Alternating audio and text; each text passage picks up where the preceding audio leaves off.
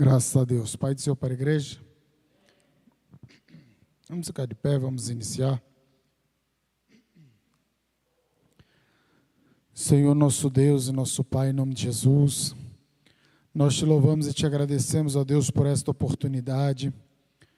Ó Deus, graças te rendemos, Senhor, por estarmos aqui mais uma vez na tua presença, na tua casa, Senhor, para aprender a tua palavra, meu Senhor da glória. Deus santo, Deus bendito, abençoe, Senhor, os teus servos, abençoe, ó Deus amado, todos que vão receber a instrução da tua palavra, Senhor. Que o teu Espírito Santo nos conduza, nos dê graça, nos dê clareza para ensinar e compreender esta palavra, Senhor. Meu Deus amado, sê com cada um dos teus servos, sê com a tua igreja, em nome de Jesus. Graças a Deus.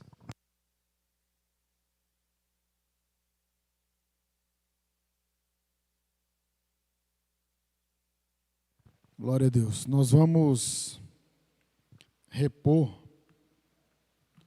a aula de número 12, que por conta da nossa vigília nós não tivemos esta aula.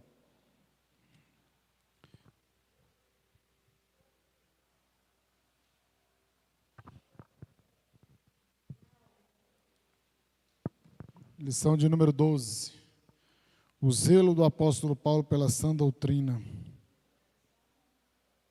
Oi? Lição 11, 12 de dezembro. Perdão, eu falei lição 12, né? Não, é 12 de dezembro. A lição é 11, mas é que 12 de dezembro ia ser ministrada.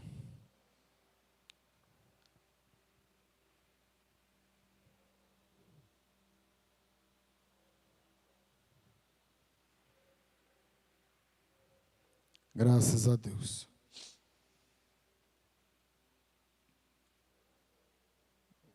Vamos tudo ler. O texto áureo diz assim: tem cuidado de ti mesmo e da doutrina, persevera nestas coisas, porque fazendo isto, te salvarás tanto a ti mesmo como aos que te ouvem. Verdade prática. A Igreja de Cristo é a única instituição divina na terra que preserva e defende a sã doutrina diante dos enganos e males das heresias. Glória a Deus. Então, agora nós vamos para a leitura bíblica em classe. Primeira carta de Paulo a Timóteo, capítulo 6, versículo do 3 ao 6, depois pula para o 11. 2 Timóteo 3, 14 ao 17.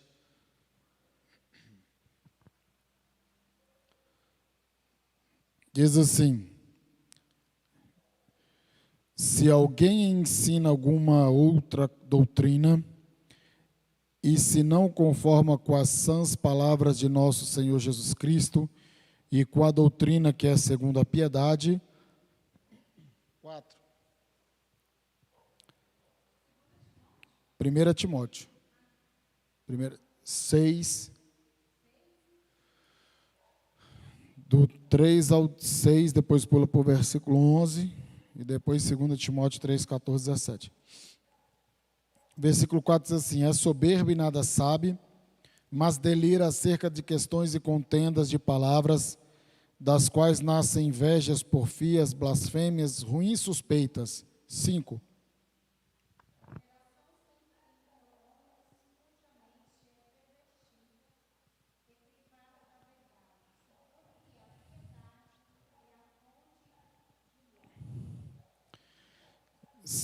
Mas é grande ganho a piedade com contentamento.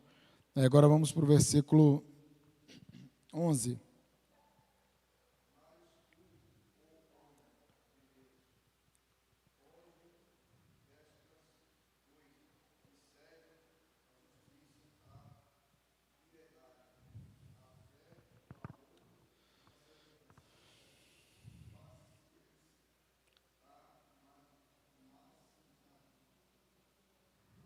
Mansidão. 2 Timóteo 3, verso 14.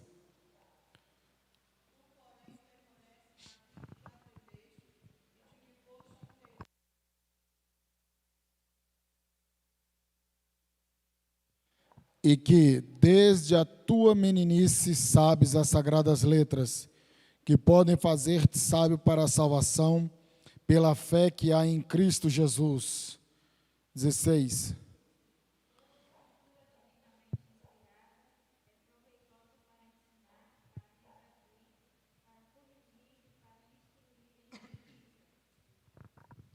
Para que o homem de Deus seja perfeito e perfeitamente instruído para toda boa obra. Meus irmãos, aqui o apóstolo Paulo, ele orienta Timóteo em relação a esses assuntos, e é porque a gente vai tratar aqui sobre a questão dos falsos ensinamentos. A gente falou muito isso quando a gente estudou na nossa carta aos Filipenses. A gente falou muito sobre essa questão dos falsos ensinamentos, dos falsos mestres. E, novamente, vem falando sobre o zelo do apóstolo Paulo pela sã doutrina. Essa lição, ela traz esse tema, traz esse assunto, porque ela era para ser ministrada no dia da Bíblia.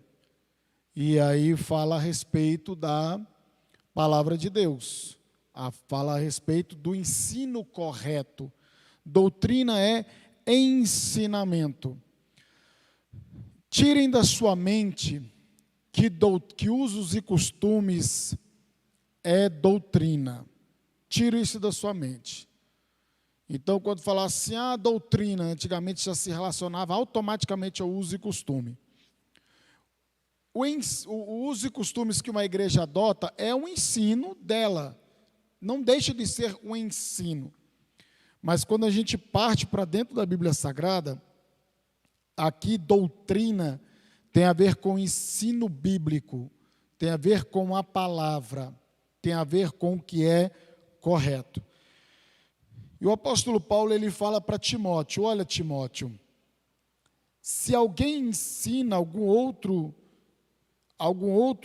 outra doutrina e não se conforma com a sã doutrina da palavra de Deus, do nosso Senhor Jesus Cristo, ela dizendo, e com a doutrina que é segundo a piedade, é soberbo e nada sabe.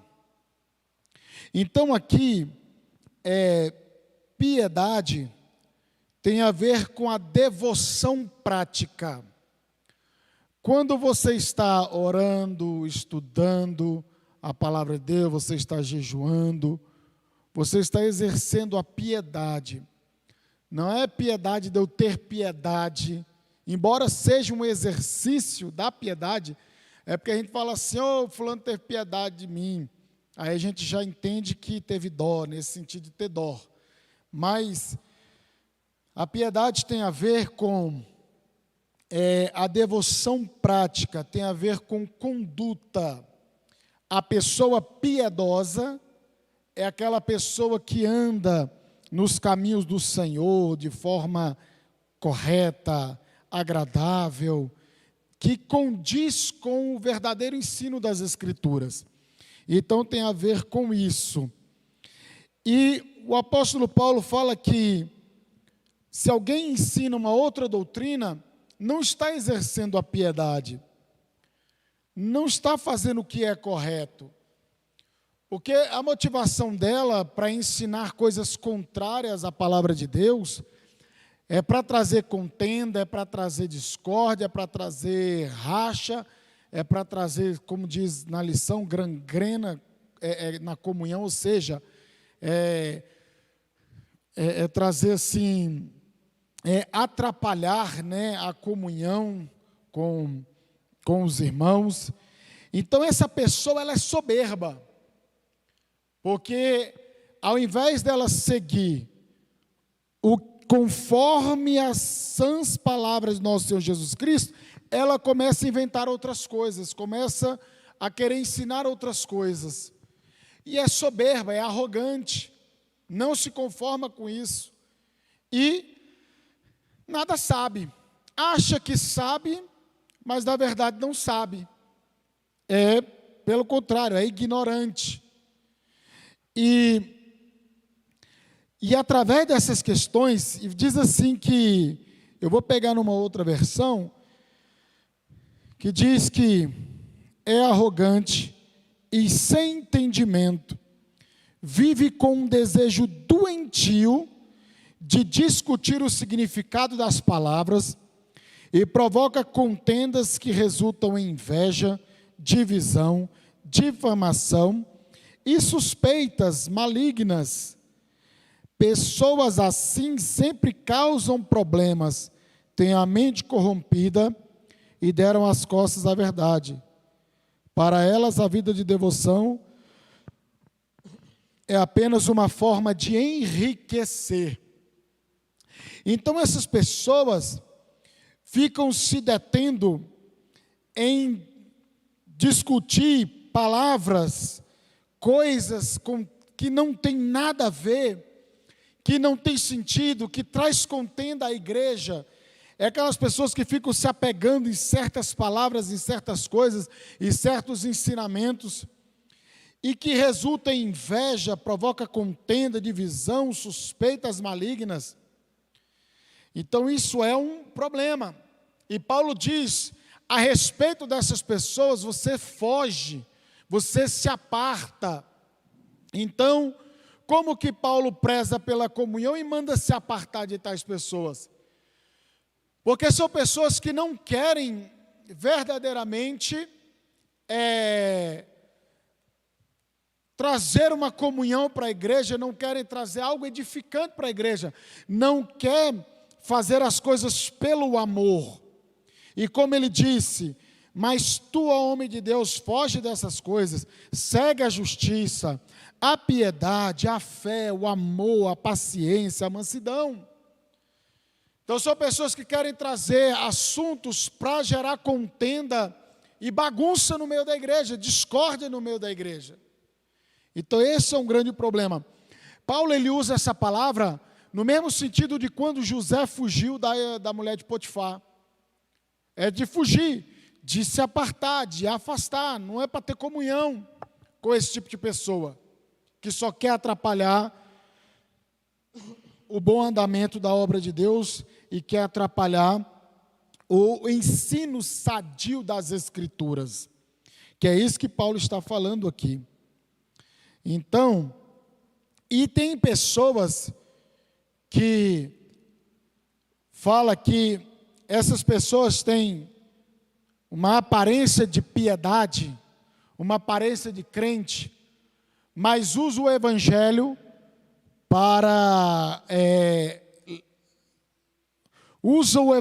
faz do evangelho uma profissão. Não, eu faço uma profissão, isso aqui é a minha profissão, eu vou ganhar dinheiro. Tem muitos que pensam, poxa, uma pregação eu ganho 250 conto numa noite, então eu vou viver disso. Às vezes não tem nenhum chamado. Uma coisa é a pessoa que tem um chamado, você ofertar, você abençoar a vida dela.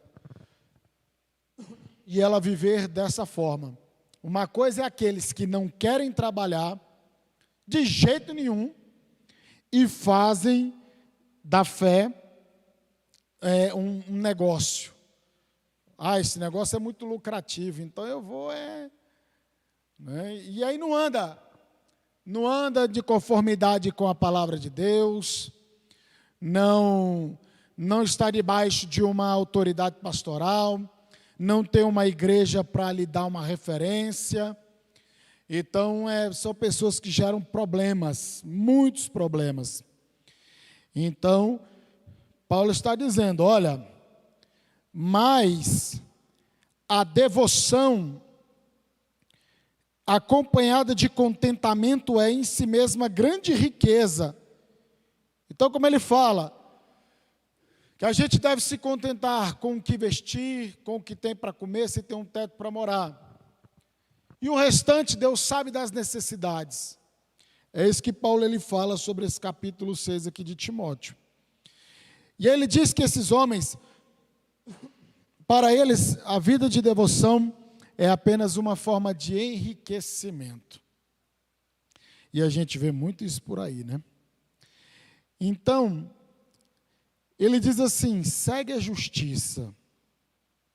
Mas o que é isso? Integridade pessoal, relacionado ao caráter. É a pessoa que é justa, a pessoa que é correta. Essa justiça, segue a justiça, busque a justiça, tem a ver com isso. Eu estou aqui no versículo 11. Então, outra coisa, a piedade, a devoção prática, a conduta, como eu falei, a fé aqui tem a ver com o amor, com a fidelidade. Fé aqui é fidelidade. Tem outra palavra também, paciência, tem a ver com perseverança, com firmeza. E mansidão não é fraqueza, é poder sob controle. Isso é uma pessoa ser mansa. É o poder sob controle. Então, a gente está explicando aqui. E aí ele passa para 2 Timóteo 3, verso 14, nós estamos ainda na leitura bíblica em classe. Que tu, porém, permanece naquilo que aprendeste de que fosse inteirado, sabendo de quem o tens aprendido. Isso é Paulo falando para Timóteo. E que desde a meninice sabe as sagradas letras, que podem fazer-te sábio para a salvação, pela fé que há em Cristo Jesus. Aí aqui, ele diz que toda a escritura, né? E eu falei ontem para vocês na igreja, ontem não, domingo, né? Como o tempo voa, né, irmãos? Já estamos na terça-feira. Toda a escritura, e aqui como a CPAD, ela usa a revista Almeida, revista e corrigida, ela traz toda a escritura, não coloca o artigo A. NVI traz, NVT traz, revista atualizada traz, Nova Almeida atualizada traz. Eu particularmente eu não gosto muito da revista corrigida. Eu uso revista atualizada ou a NVT. Então o que acontece? E ele fala que toda a escritura é divinamente inspirada, proveitosa para ensinar, para redarguir, para corrigir, para instruir em justiça. Então, a gente já tratou sobre esses versículos no domingo passado.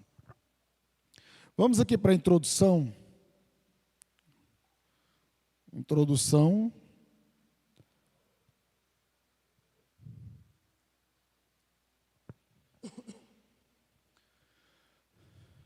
Qual o fim do mandamento? Por que devemos zelar pela sã doutrina? Qual o ponto de equilíbrio da sã doutrina? O assunto que estudaremos nessa lição responderá a essas questões que se mostram importantes para a nossa caminhada na vida cristã. Que o Espírito Santo o enriqueça na graça e no conhecimento. Aí aqui tem duas palavrinhas, ortodoxia versus heterodoxia. E tem os dois termos técnicos importantes. Ortodoxia e heterodoxia são dois termos técnicos necessários à teologia para compreender a distinção entre o ensino correto e desvios quanto à doutrina. Esses termos nos ajudam a compreender a preocupação de Paulo com a invasão de heresia nas igrejas locais. Então, vamos aqui para o 2 que vai explicar. Na língua grega do Novo Testamento, a palavra tem como prefixo ortos, que significa o que é correto, o que é direito, correto, certo. Então, a definição técnica para a palavra ortodoxia diz respeito a absoluta conformidade com um princípio ou doutrina.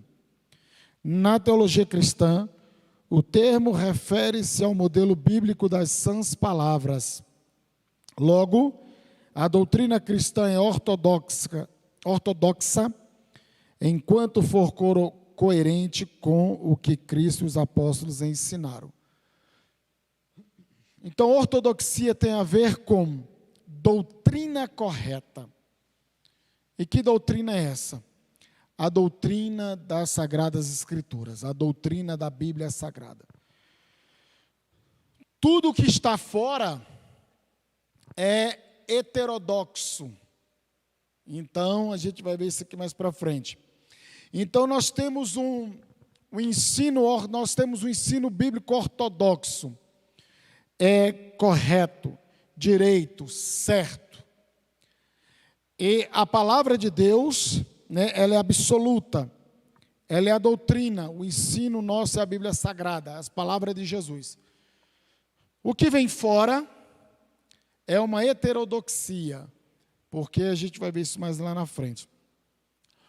Ortodoxo, com O maiúsculo,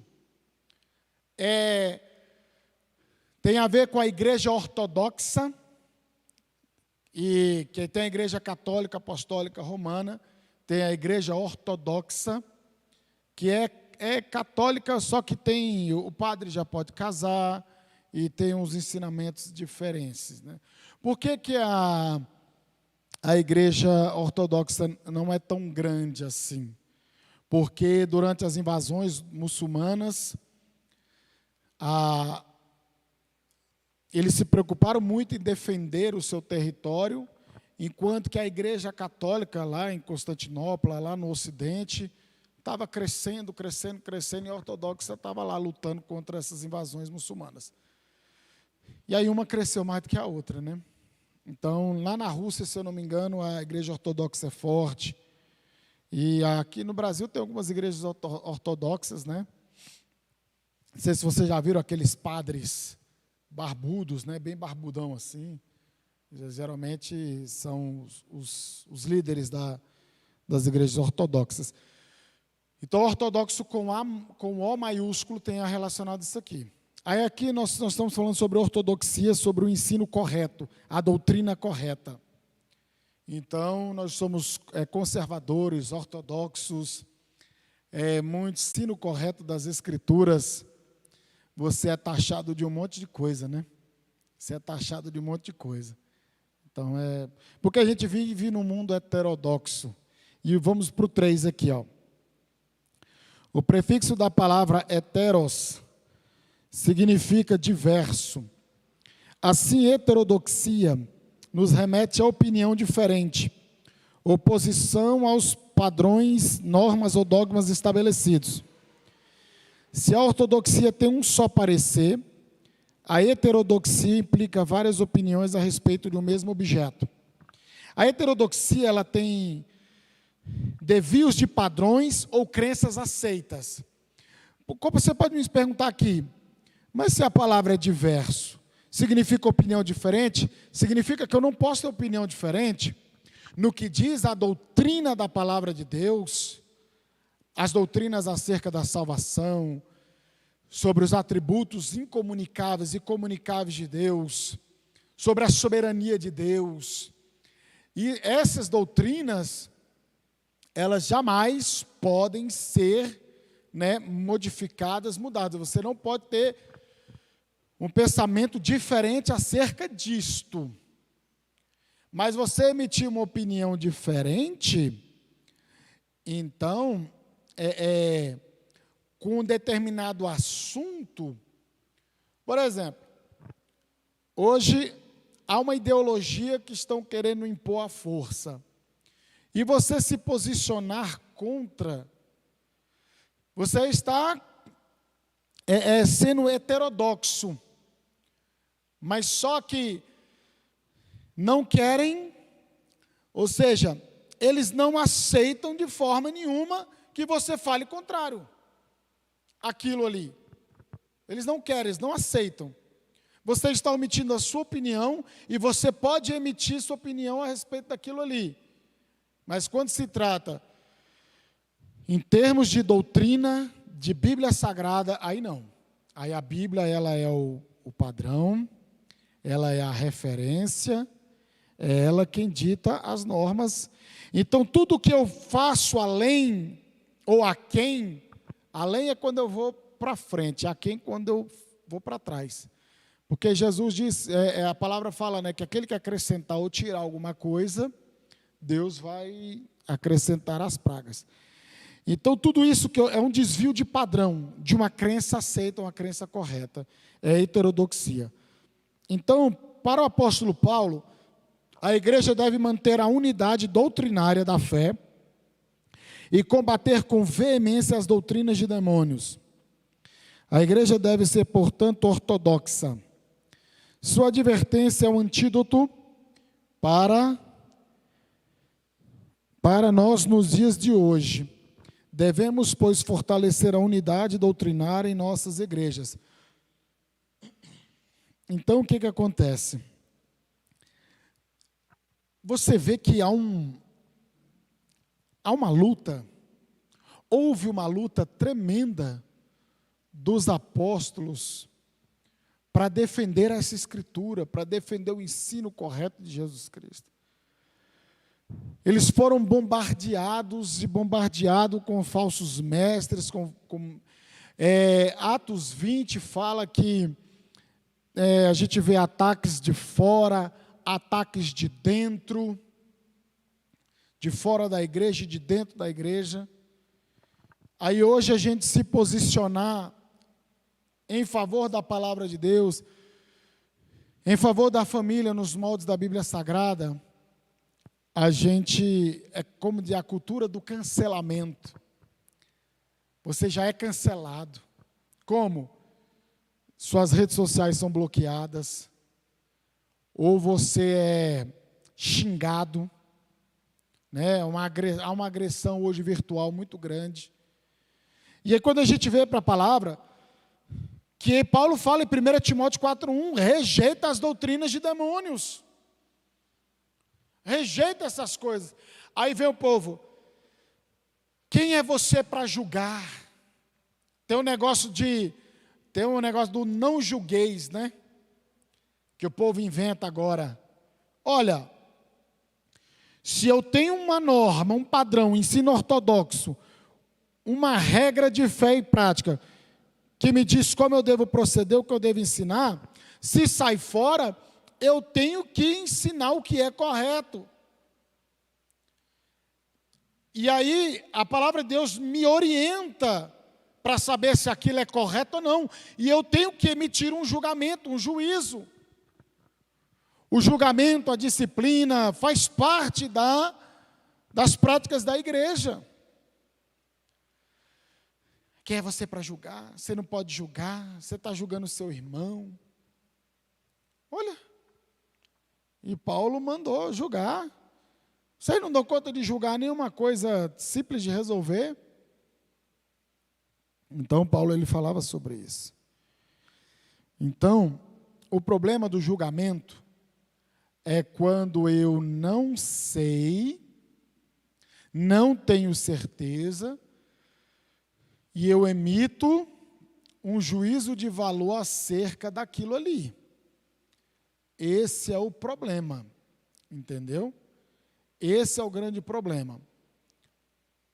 Mas se eu sei, se eu tenho base, eu tenho os fatos concretos e reais, aí eu estou julgando segundo a justa medida, a justiça.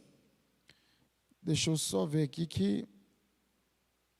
Espera aí um instante que a internet aqui está caindo. Terrível aqui, viu?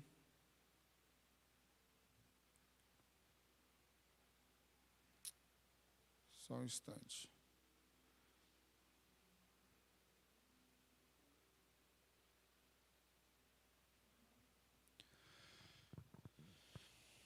Vamos lá.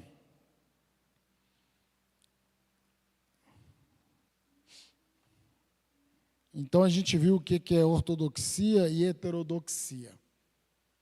Então Paulo, se você estuda as cartas de Paulo, você vê ele direto falando, direto, rejeita, afasta, prega sã doutrina, exercita na piedade.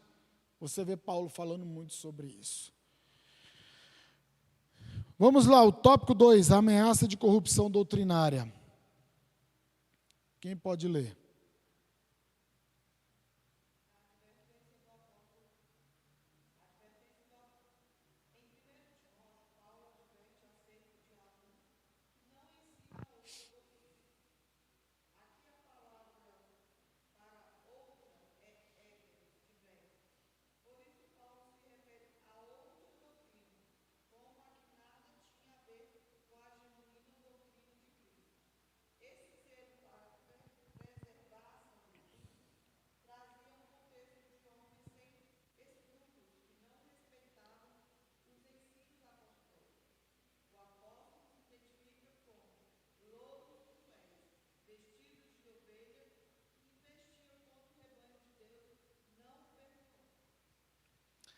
Vamos ler aqui 1 Timóteo 1, verso 3.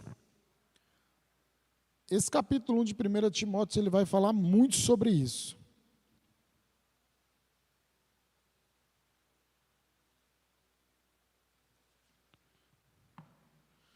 1 Timóteo 1, 3.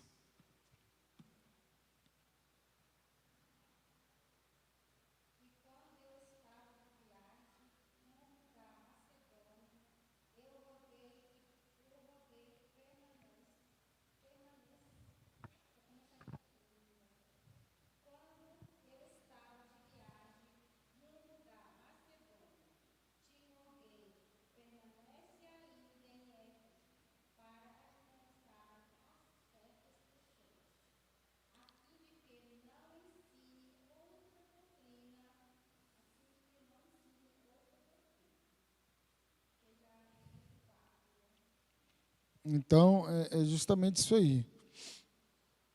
Que quando parti para a Macedônia, pedi a você que ficasse em Éfeso e advertisse certas pessoas de que não ensinassem coisas contrárias à verdade, nem desperdiçassem tempo com discussões intermináveis sobre mitos e genealogias que só levam a especulações sem sentido, em vez de promover o propósito de Deus que é realizado pela fé.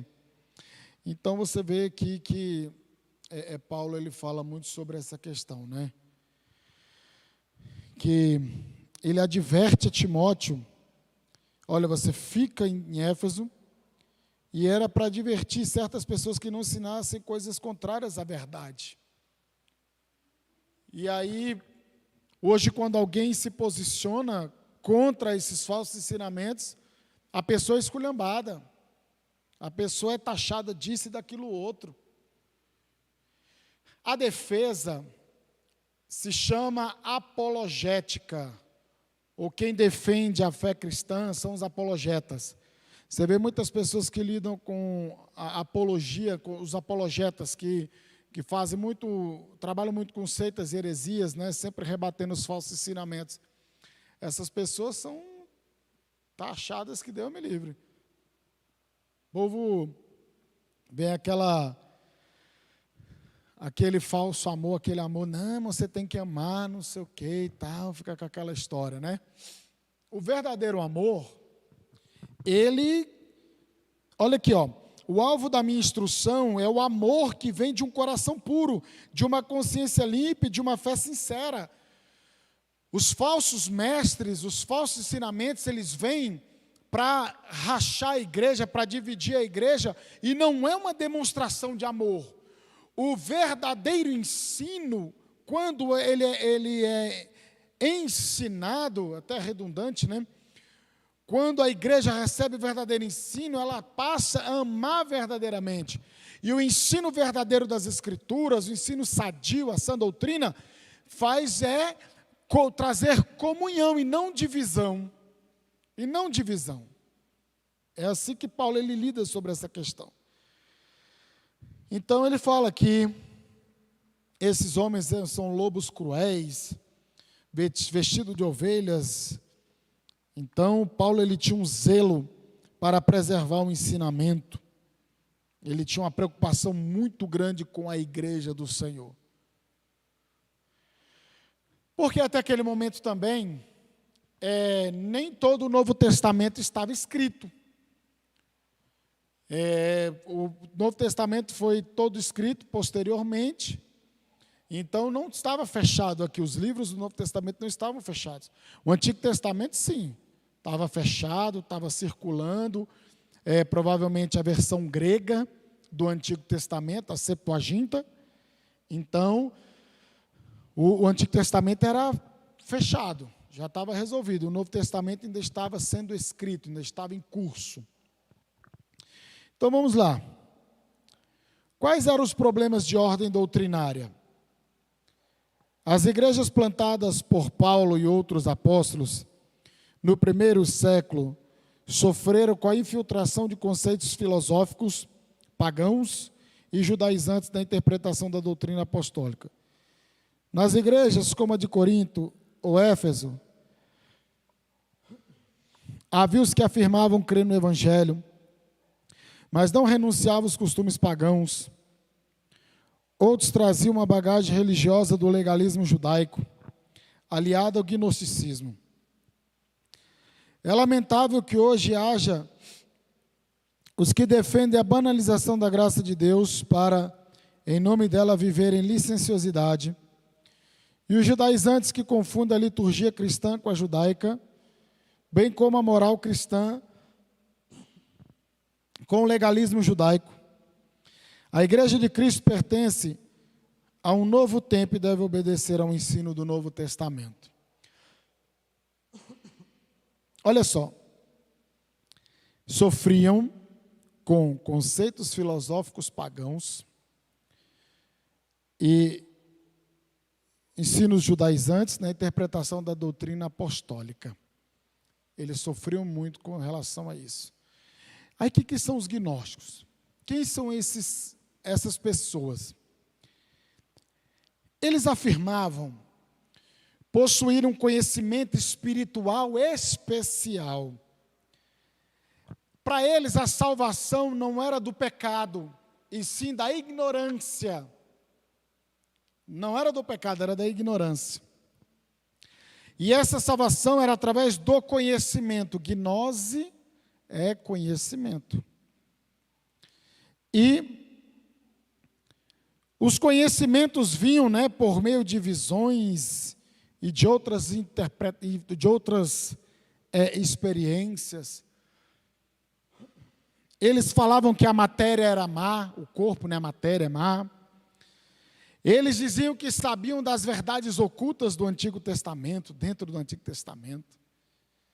E eles se apegavam com genealogias, eles falavam, não, eu sei de coisas, a gente sabe de coisas e tal, não sei o que, e tal coisa. E aí uma certa feita, um rapaz, ele falou para mim assim, acho que ele era da maçonaria, Não, nós temos literatura que a gente sabe o que aconteceu dos 12 anos de Jesus até os 30 anos. Eu falei, é mesmo, Tá. Então, você via muitas essas coisas por aí. E aí eram homens que ficavam, e Paulo fala, que esses homens se apegavam em genealogias intermináveis, falsa ciência, o falso conhecimento, o falso ensinamento das coisas de Deus, ficavam se detendo em coisas que envolviam misticismo, envolvia culto aos anjos, envolvia um monte de coisas assim que não tinha nada a ver com o ensino das Escrituras. Não tinha nada a ver com isso. E aí onde fala que o 3, sobre as fábulas e genealogias intermináveis. Quem pode ler o 3?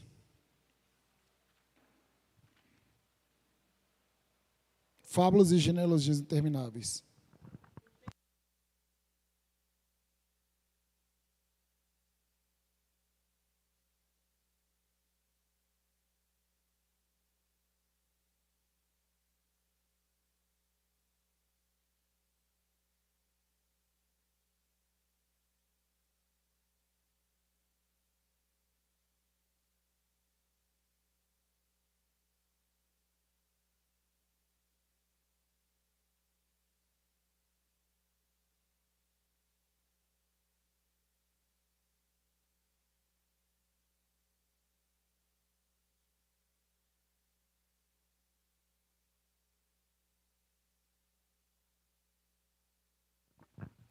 Então vocês viram aqui, né? Que além de não possuírem um conteúdo concreto, eles torciam o sentido da verdade apostólica.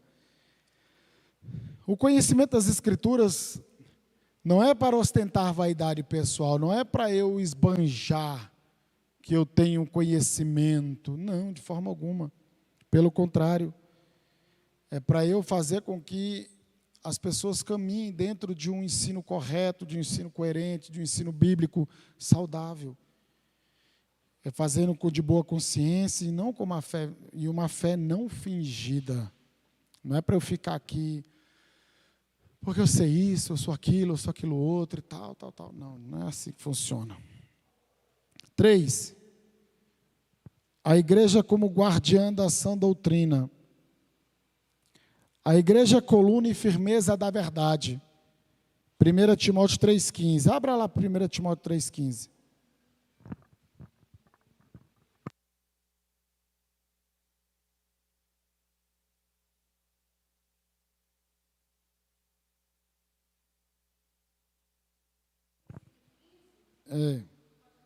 Pode.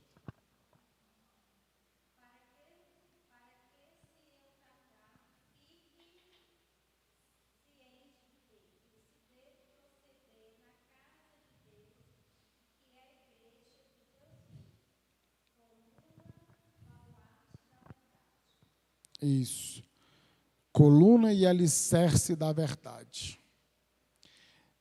Em Timóteo, o apóstolo declarou que a igreja sustenta a verdade. Por conseguinte, diante de falsas crenças, a igreja é coluna e firmeza da sã doutrina. É a demonstração viva e santa da verdade revelada nas Escrituras. Por isso, a igreja mantém e defende a sã doutrina contra todo erro, oposição intelectual, filosófica e religiosa dos falsos mestres. Não podemos descuidar desse nosso papel. Então, diante das falsas crenças, a igreja ela tem que manter firme como coluna o verdadeiro ensino. Ela tem que ser portadora do verdadeiro ensino da verdade. Ela é coluna e firmeza do verdadeiro ensino. E aí, nesse mundo de verdades relativas, que nada é absoluto, o povo diz assim, não, é assim. Aí a pessoa fala, não, é para mim, para você é assim, mas para mim isso é relativo. A gente vive um mundo de verdades relativas e não de verdades absolutas. Mas a palavra de Deus, ela é a nossa verdade absoluta. Então ela é coluna e alicerce da verdade. Ela tem que lutar por isso. Ela não pode baratear o evangelho, nem distorcer o evangelho. Qual é o objetivo do zelo pela sã doutrina? 2. Qual seria o objetivo de zelar pela sã doutrina? Preservar o amor de um coração puro e de uma fé não fingida. A finalidade da defesa da doutrina é o amor como prática sincera da fé em Cristo. O falso ensino e os falsos mestres geram contenda, dissensões e gangrenas na comunhão. Logo, não há cristianismo ortodoxo sem a prática do amor e de um coração puro e de uma fé não fingida. Mas também tem aqueles assim, né? Nós somos uma igreja ortodoxa, nós prezamos pelo ensino correto das Escrituras. Mas aí é aquela igreja que não manifesta o amor, que o líder é mão de ferro, e a gente vê muito também isso, né? O povo confunde, né, a liderança, a autoridade com isso, né? Aqui a gente ensina a verdade e mata as pessoas, não manifesta o verdadeiro amor. A sã doutrina da palavra de Deus, ela exala, ela mostra um coração puro e uma fé não fingida. E a igreja defende para justamente a pessoa receber o ensino correto e manifestar o amor, e uma fé não fingida. Não, nós somos assim. E aí mata a pessoa por causa daquela ensino que diz que é tão ortodoxo, né? não tem o amor de Deus. A gente também tem pessoas que confundem as coisas. 3, a primazia do amor. Quem pode ler?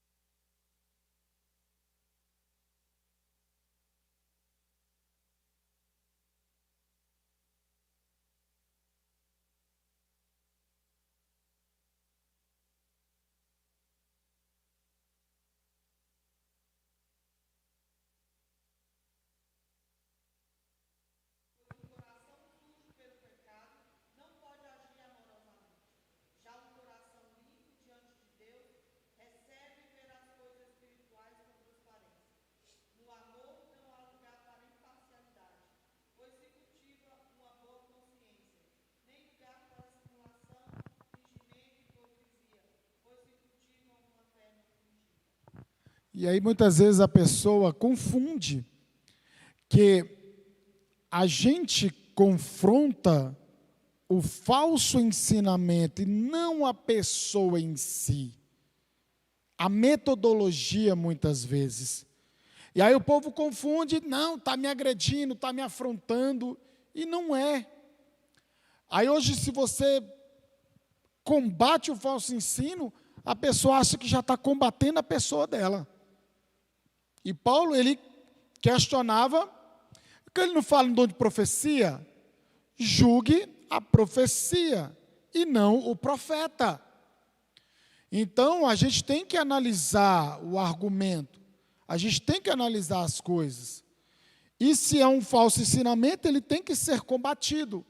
A pessoa é respeitada, mas não aceitar a goela abaixo, se esse ensinamento contraria a palavra de Deus, a nossa Bíblia Sagrada.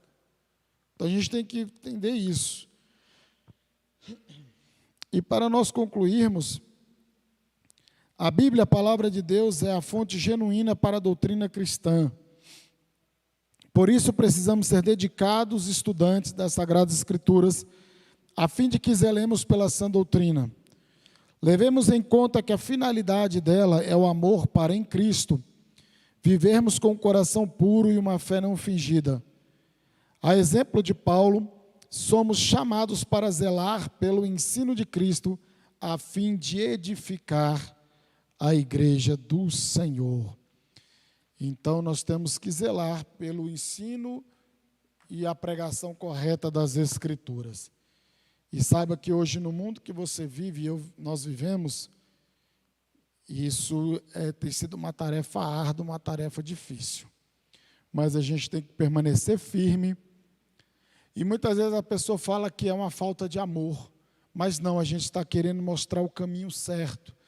Pelo contrário, é uma demonstração de amor, porque a gente quer que a pessoa não se perca, mas que receba a instrução correta, que pode, como Paulo disse para Timóteo, fazendo isso, você salvará tanto a ti mesmo como as pessoas que te ouvem. Então a gente tem que ser como coluna e firmeza da verdade, ensinando e pregando o Evangelho de forma